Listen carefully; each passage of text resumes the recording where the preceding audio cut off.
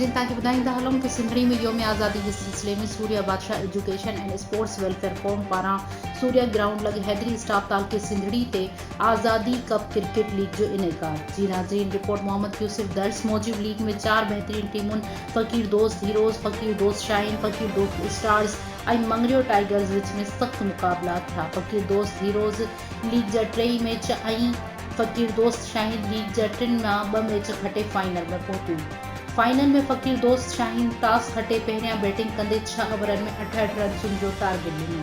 सलेमान दर्स 30 रन्सूं ठाहियूं। फ़कीर दोस्त हीरोज़ जे बॉलर माशूक चायूं 3 विकेटूं वरितियूं। फ़कीर दोस्त हीरोज़ जे बैट्समैन कुर्बान दर्स 40 रन्सुनि जी बहितरीन इनिंग खेॾी टारगेट 6 ओवर जे पहिरें बॉल ते बाआसानी पूरो करे वरितो। फ़कीर दोस्त शाहीन जे बॉलर रमेश भील 2 विकेटूं वरितियूं। आख़िर में Surya Badshah education and sports welfare forum जे चेयरमैन शेर मोहम्मद दर्स ऐं फोरम अॻवान इंस्पेक्टर साहिब खान दर्स कामयाब टीमुनि ऐं बहितर कारकर्दगी ॾेखारींदड़ रांदीगरनि में इनाम विरहाया।